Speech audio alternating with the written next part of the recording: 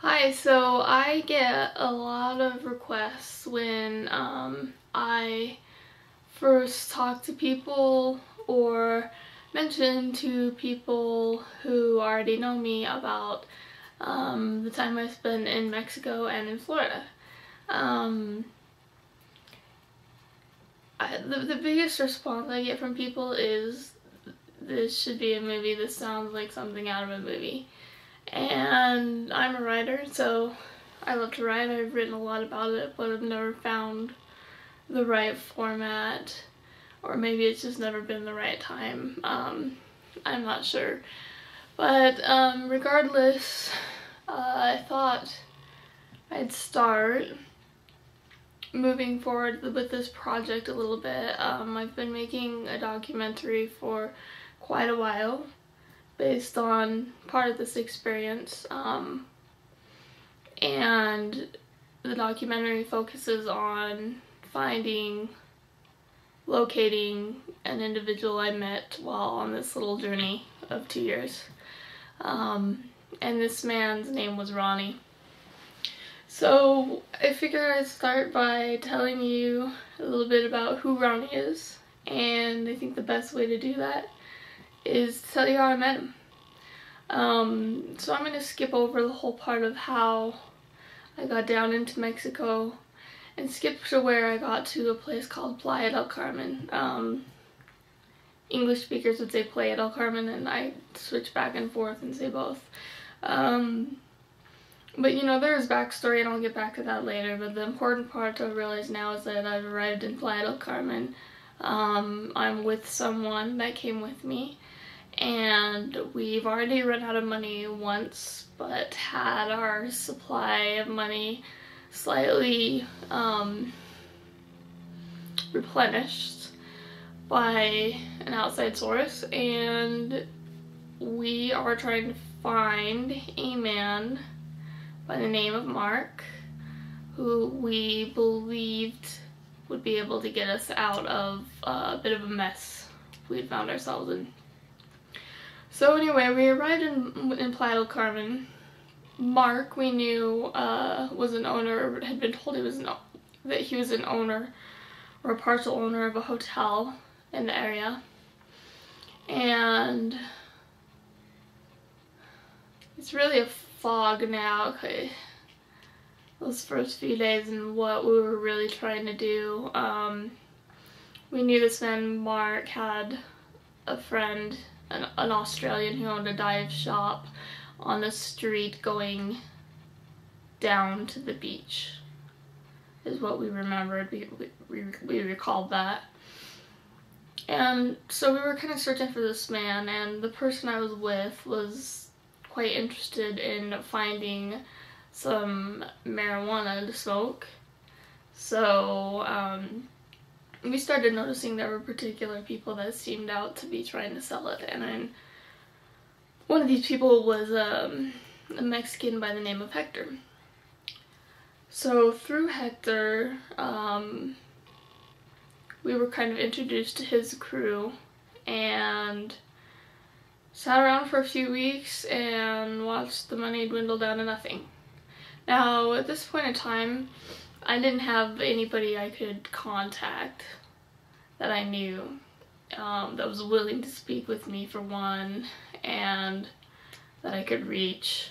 So, I mean, I'm out of luck on my end for finding anybody. The person I'm with already tapped out his source, and what we have is my car. And we get to a point where we realize we don't have the money to get back, or the means to get back, or a way to earn the money to buy the gas for the car to get back. It's a very long drive from the border down to Playa del Carmen. Very, very long drive. It's the equivalent of driving across the United States, but sometimes on very backcountry roads with cartel members and all sorts of stuff. So the idea is going through our head that the best thing to do is to buy us some more time in Playa to find this man Mark, and that Mark will then be able to help us get home. And I was very hesitant to sell my car because I felt like it was the last gift I had from my family, who was not speaking with me at this time. My parents had bought it for me. I loved it. Loved my car. And I really didn't want to let it go. So I held on to it for a few more days, and one of the guys in Hector's crew by the name of Jorge was really pushing me to sell it. He's like, you sell the car, you've got money to get an apartment, I can get you a job if you've got an apartment, almost making the job conditional on selling the car, basically. And he's really pushing it, and eventually I figured there's no other way out, so I agreed to do it. Jorge finds a buyer for the car at a substantially lower price than the car is worth. And while Jorge is trying to organize this deal, a friend of Jorge's and an acquaintance of Hector's comes and kind of pulls me aside, and me and the person I'm with aside, and says, you know, I have a brother in Chetumal. If we drive down to Chetumal, I can get you a lot more money for your car. Now, Chetumal is about, I think, about an hour, maybe a little bit more than an hour and a half from Playa del Carmen. And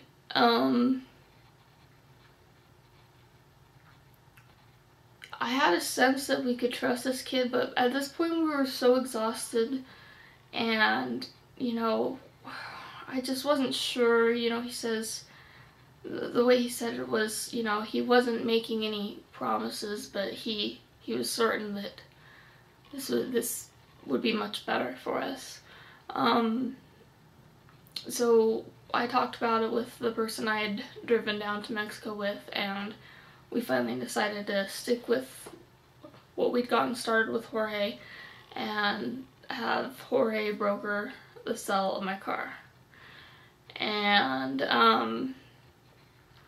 that man, the young man who really was only 1 or 2 years older than me, that had told us about his brother in Chetumal, was Roni. So that was my first encounter with Roni. And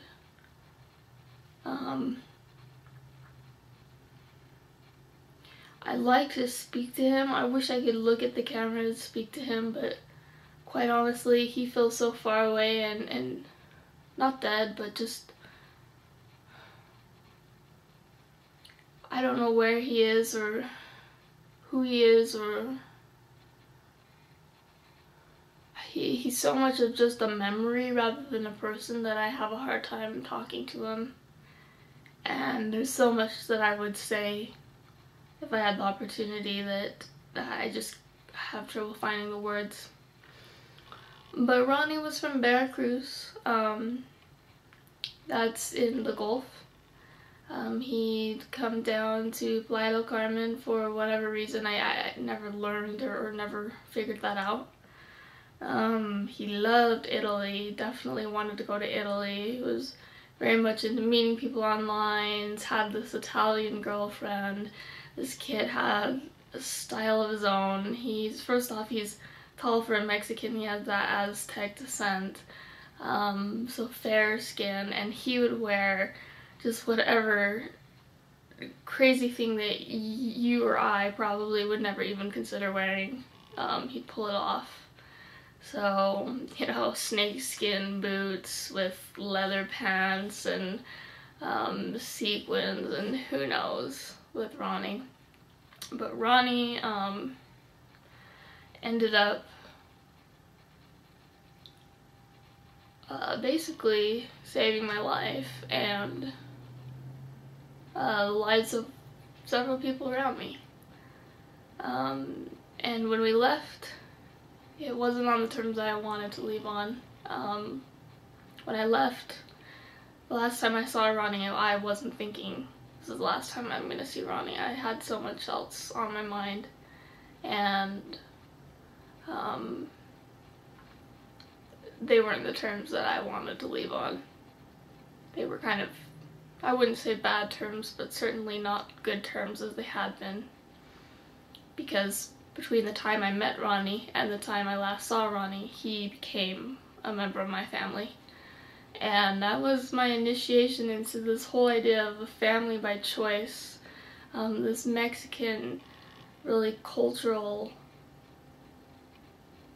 grasping of this family element, to the extent that you see groupings of people get together and make a family. And Roni became part of my family, along with Jorge and another young man from Veracruz, a friend of Roni's, who went by the name of Robin. So those 3 Mexicans and myself and the person I came down with kind of formed a family. And so all of the crazy tales that you are going to hear over the next while are going to tie into this whole idea of family and searching for meaning and searching for people, for understanding, for belonging. And so I hope you enjoy this little introduction to who Roni is. I know I haven't given away much, but I figure I'll keep it simple for now.